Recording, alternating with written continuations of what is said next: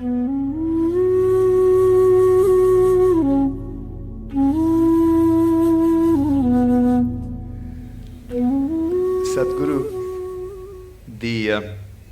but the great work done by all the senior cardiac surgeons, cardiologists, and all the good doctors of this country. Heart care has attained it has got a lot of confidence from the people. It's very interesting, Sadhguru. When I started my career 25 years ago, I left England 25 years ago. I started in Calcutta. If I told a patient then… Lot of heartbreak there.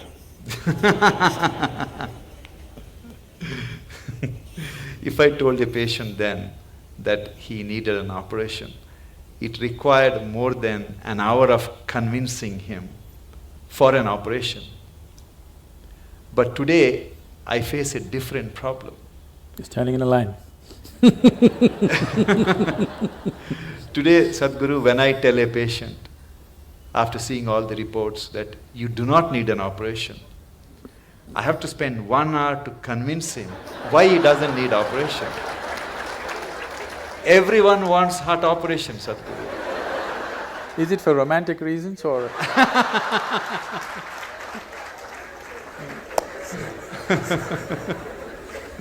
How do we convince people that fixing the heart is not like, something wrong with your house, you get a plumber, he will fix it, or something wrong with the car, you change the parts. It is something different. We are not the magicians, or we are not the gods, and the nature is the best healer. And cardiac surgery is only a 50-year-old phenomena. People have lived for… I think they have also realized it's a dumb pot.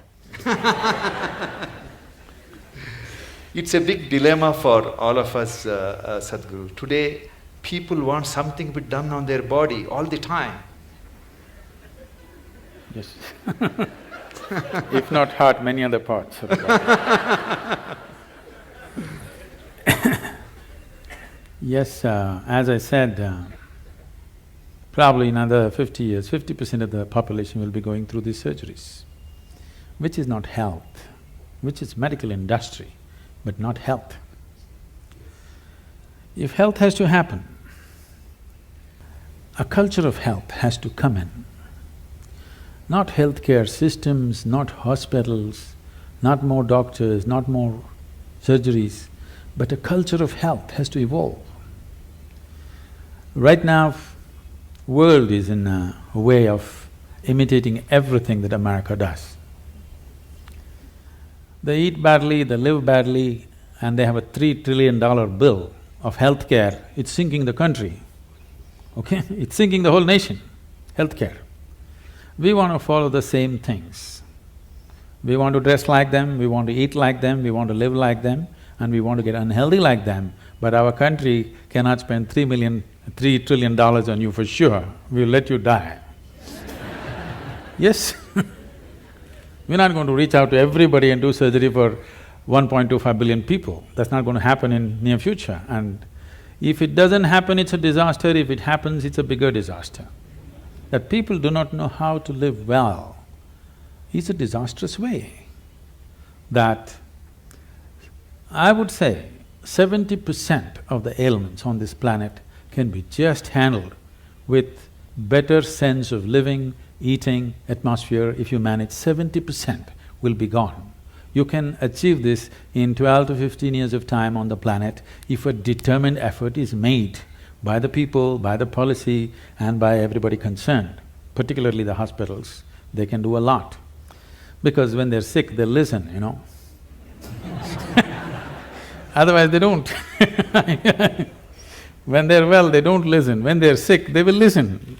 They have years, more years than 2 when they're sick. That's the time to talk to them as to how to live better. These things are not new to us, these are very strongly rooted in our cultural milieu, but we are throwing it away for something which will bring us a lot of trouble. For immediate attention, for immediate intervention, of course, medical intervention is primary and it's most vital, there's no question about that. But long-term health will not happen because of medical sciences as we know it.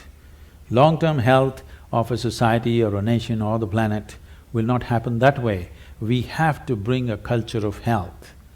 What is the way to live, what is the way to eat, how to keep our body, how to keep our mind, how to keep our breath, how to keep the atmosphere around us.